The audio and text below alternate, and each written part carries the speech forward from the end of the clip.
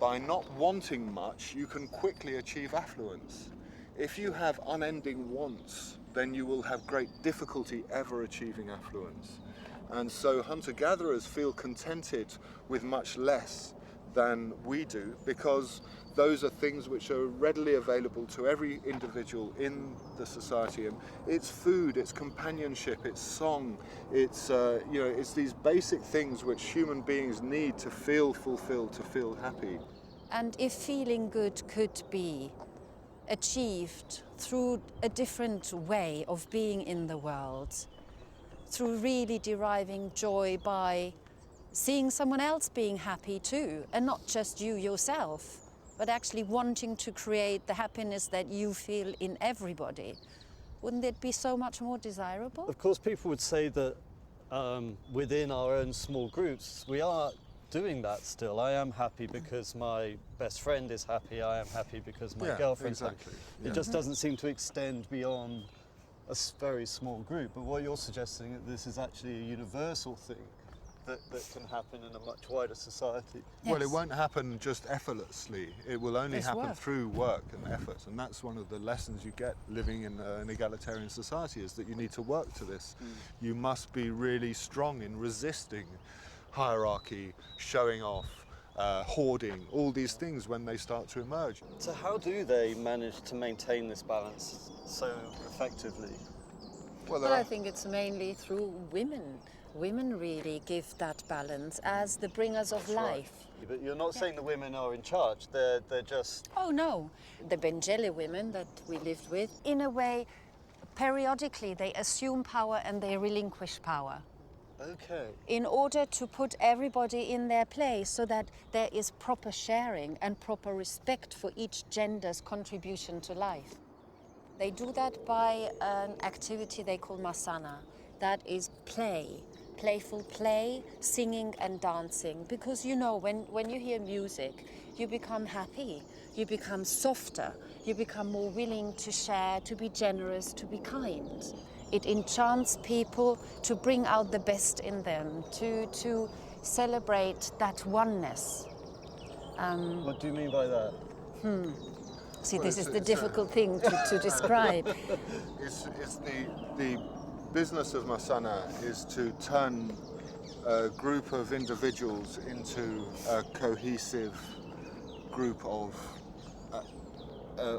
experience, of consciousness that expands beyond the individual. And it's difficult to describe unless you actually participate in these sorts of things. And it's done also to entice people back into a better kind of behavior. It's done very humorously. It's not, you can't really go and say, oh, don't do this, do this. It's done with so much humor to show people it's actually rubbish to behave like that. It's silly, it's not necessary. Yeah.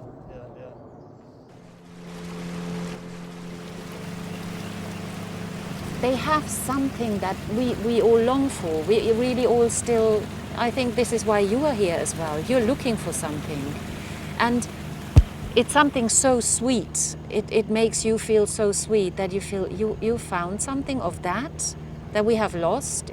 And the drama of everyday life here is just so exciting, you know. I mean, you see life, you see death, someone dies, it's there in front of everybody, someone's suffering and really sick, it's there in front of everybody. It's not put away, compartmentalized as we do in our society. And you're never alone. It is that well, you are carried by the community. No one, if you are sad, even if one member of the group is sad, immediately something will be done, because they know if even one goes down the drain, the whole group will go down the drain. That sense of community, of being carried, however you feel at any stage, that I think is phenomenal. It's a way of losing yourself, especially if you come from the West. We're so focused on the importance of me, of my individualism, my career, my this and my achievements, my...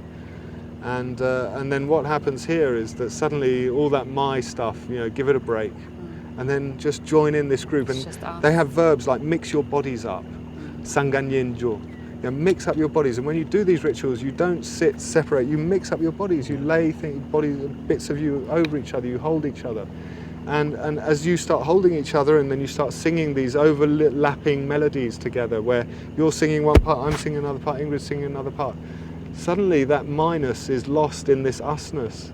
And in that usness, it extends to the forest. And you get this big usness, which is not divided anymore, but to just start to connect into that multitude.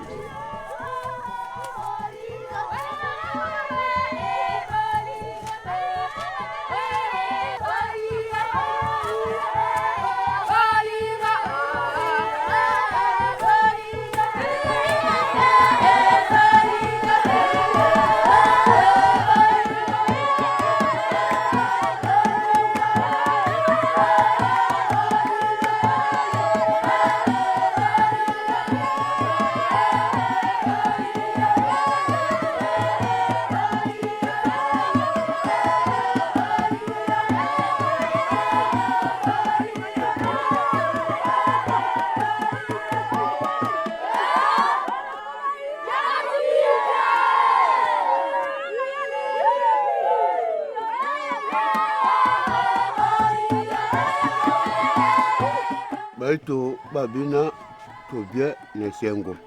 Bine suba topa tondima. Nesengo esiku. Ndinga busana baito wa musana bu esengo amuga zulomi.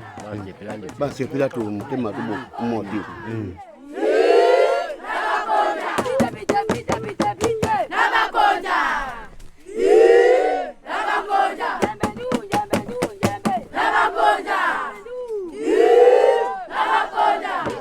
Inside as a man, it's like it's powerful coming from the women. No, Mbendjele, bene mbasipeto enda, mbasipeto mosete, mbakumise yanjo. Comme quoi dit hier to sabe tobo, ya jambo yetu. Enga nabo. What can we say?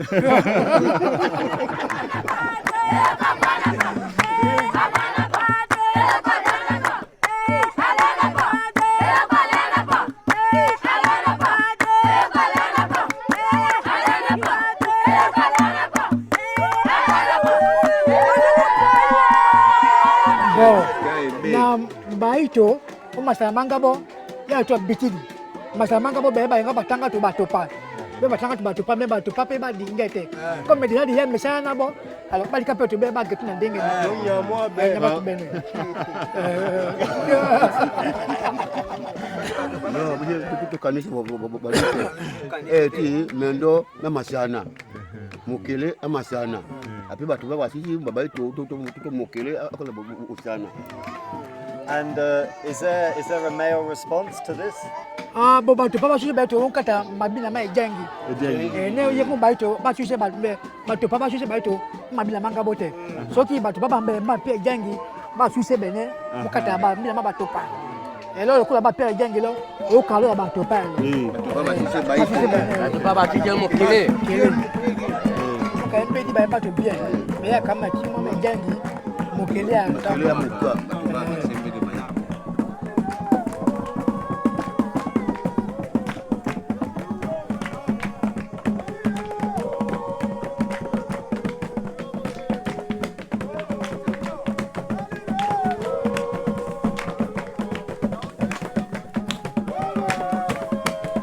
The Mbendjele women say that Ejengi represents the spirit by which they became pregnant before the time when they invited the men to join with them.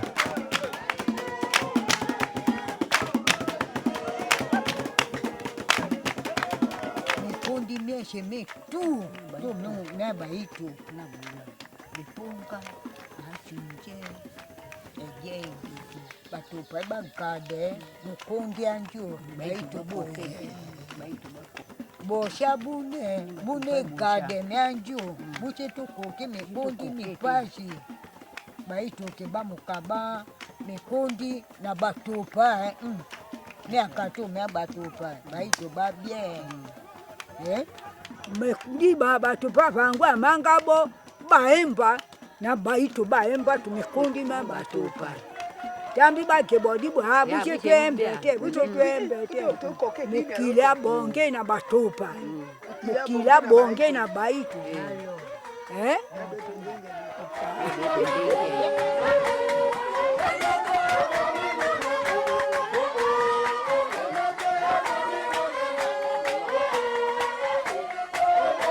Jerome wonders if this is a reenactment of the moment when the women rejected the alpha male and invited the other men to join with them, the beginnings of human society.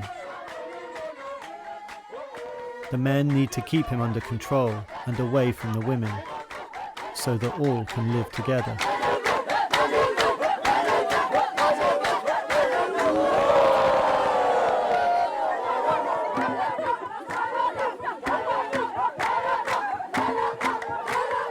No chiefs, no shaman or leaders of any kind, but men and women playfully but seriously working away to maintain balance and respect for all.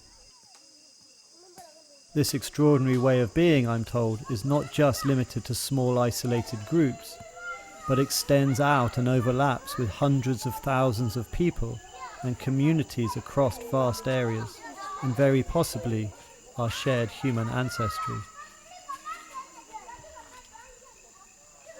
Soki me maka ba mukamba ba babwe enda Yesu yi me ne mesubi bandele ba veki dikedi busi aldi ya sunga busa ba pasi ba to die na likambi Yesu mo kata Kongo ya dibu oboso ko ndi ba benda ifo balinga basi ba sepele mongo vendi ba benda bene et puis adwa ndambo na moto mo se to adie Tambo over Giando Kobo, won't be able to gang yo, mamma, not about to attending it.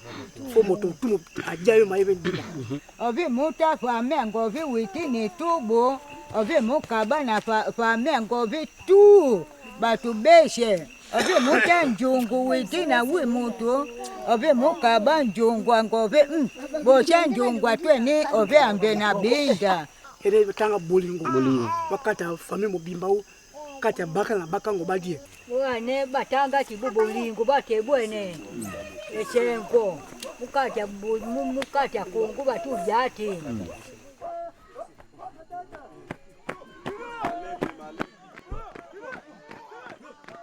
Every member of this community takes their part in maintaining the balance. If one person tries to show off or get out of hand, like a man claiming to be a better hunter, then the other men would simply remove his weapon, and the women refuse to cook his meat.